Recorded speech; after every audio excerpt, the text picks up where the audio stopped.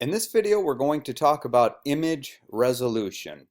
And image resolution is the measure of detail in an image per a unit of measure. Let's make that make a little more sense here. So, for example, I might say that I have an image that is 72 pixels per inch, and we abbreviate that as PPI. And I might have another image that's 300 pixels per inch. Examples of raster image, because I added, to make this a little more technically correct, raster images. And a raster image would be that taken from your digital camera, something that you scanned. Let's look at examples here. Here, way zoomed out, I have this image that on the far left is the number 8 against a gradient background, and on the far right is a scene of a river and some clouds. Now, as we get closer to these images, we'll see that they are made up of pixels, and this is what's known as a raster image. Another term for that is a bitmap, and when you look at it closely, you kind of get the feeling that it is a mapping of a bunch of little pixels. Okay, I've switched over to Illustrator here to show you what is not a raster image, and that would be a vector graphic. Those type of graphics that we typically create in Adobe Illustrator. So if I draw out a shape here in Adobe Illustrator, it is not concerned with resolution. This to this is just a scaled down version, as is this to this. But if we take this scaled down version, like a copy of it over here, and we increase it, there's no problem there like there is with a raster image when it's small and you increase it and you see the pixels. And we'll go back to some examples of that again. A vector graphic is just made up of mathematical formulas that determine a starting point, an ending point, and the math that happens in between them, that in this program we happen to take control of with these handles. So we'll stop talking about vector graphics, and the rest of this video will focus on our raster or our bitmap images and how resolution comes into play. We tend to think that the higher the resolution, the better, as it applies to the potential image quality. However, this can be misleading. What is really important is the total amount of pixels. One way to think of that is if we could take each one of these pixels that we can actually visibly see here and make many more pixels for each one that grabbed original image detail, then we'd be better off. A good way to think about this that'll hopefully make sense to you soon is that image resolution can easily be changed in the digital world. The higher the resolution, the smaller the image dimensions per a given image. If an image has a great deal of pixels, then it can have both high resolution and large dimensions. So let's look at some examples and delve into that. Let's say we want to go to a professional printing facility and print a 5 by 5 inch image.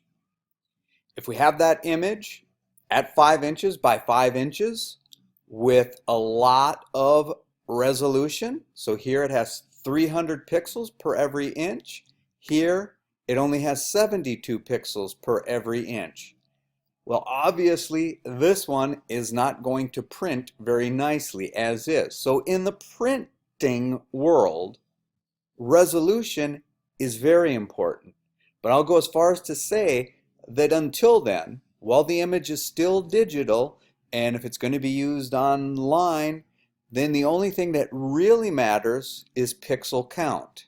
And before I back up what I just said, let's make sure that we fully understand this definition here.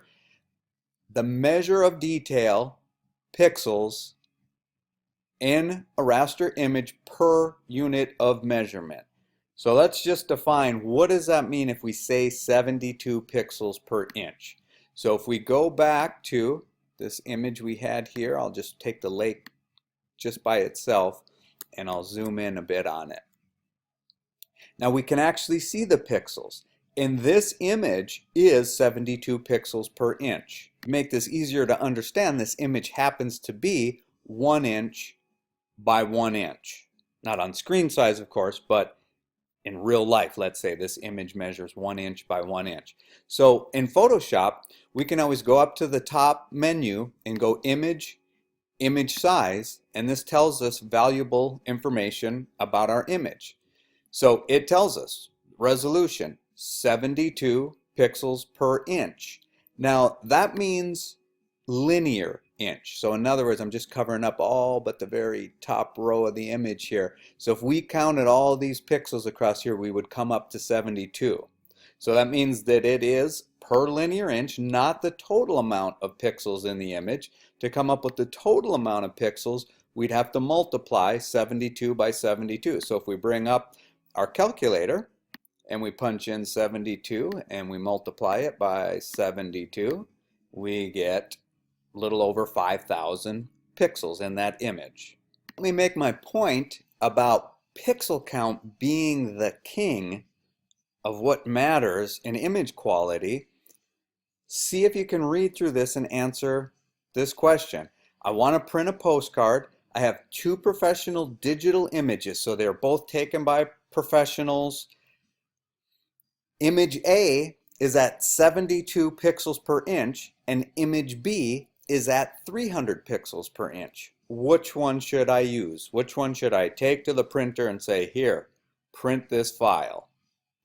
I'm kind of playing a trick on you here because I didn't give you enough information to answer this question. You might have heard in the past that 300 pixels per inch is pretty much the minimum standard for going to print with an image, but I didn't tell you how big the images were. So you really can't truly judge the resolution potential. Now, if I told you that image A, which seems like based on the pixels per inch, was not the best choice, but if I told you that that image contained over 3 million pixels and that image B, that just happens to be set up on the computer right now at 300 pixels per inch, contains only 140,000. That means that this image, image A, contains 20 times, actually more than 20 times, the amount of information that image B contains. So let's look and see how this is possible. If we go into Photoshop, here's the image that is set at 300 pixels per inch. But if we go back to image, image size, and here's an important thing, as you're experimenting with these things, uncheck this box in Photoshop of resampling, and then you can experiment as much as you want with these numbers and it won't affect the image, and you'll see why by the time I'm done with this video. So this happens to be set at 300 pixels per inch, but look at our actual dimensions. It's made up of 140 pixels wide by 100 pixels tall, and at 300 pixels per inch it only measures less than 1/2 of an inch by about 1/3 of an inch. So if we take this up to postcard size with resampling off, and I put in a 7 here, and with these linked, which is what you want when you're doing this type of experimentation, it automatically brings the height proportionately to the width, we get a resolution of 20 pixels per inch. That's why that looks so bad. And when I click OK here, watch, the image isn't going to change at all because I didn't reorder any pixels. The same amount of pixels are there. I just changed how the computer looks at it. So more pixels per inch, the smaller the image would print. That's it. If we look at image A from that example, that's only set to 72 pixels per inch, it looks way, way better. So let's again take a look at image size.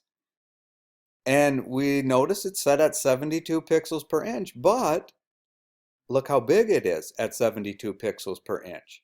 So if we want to know how big could we print this given image, all we have to do is change that to 300, assuming that that's what our printer said to bring it in at. If I click OK, once again, I'm not making any changes to the image because at any time I can go back in here and I can change any one of these numbers. They're all three of these are connected. So if I change this to 14, hit the tab key, the resolution goes to 150. The only time you have to be careful in this menu is if you have resample checked, because then you are actually reordering pixels and potentially degrading your image quality. So let's look at how you might use this in your everyday workflow. Your client provides you with an image from a digital camera. Its pixel dimensions are 3456 wide by 2304 tall. The client wants to feature this on her annual report, assuming print resolution of 300 pixels per inch. How big can this image appear? Now, I did give you enough information this time to answer the question. In fact, let me just show you in Photoshop what we're talking about here. So let's say this is the image. We go up to image size, and there is where I got those numbers from. But let's pretend for a second you don't have Photoshop to do the magic for you. Can you still figure this out? Go ahead and pause it and see if you can do that. Because of Photoshop, you may never have to do this math on your own, but essentially all we do is take the total amount of pixels we have, in this case across the width, divide it by the resolution that we want, and we get our answer in inches. So this is what we just did, but as we've seen, Photoshop can do that quite easily. Make sure that resample is unchecked, make sure that these three things are linked, and we go over to resolution. Change it to 300, and that's the exact same answer that we came up with manually. Here's another scenario that you could be faced with. For a print project, you need an image that measures 8 by 10 inches. What are the minimum pixel dimensions you need? So once again, we'll assume 300 pixels per inch. Here we use the opposite math that we did last time. We need the image to occupy 8 inches of width times 300 pixels per inch. That gives us 24.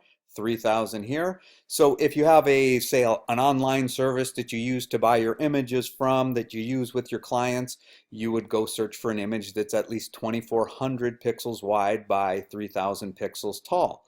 I'll show you an example using Google. Just keep in mind that you can't use other people's images without their permission for your clients, because that would be a copyright infringement.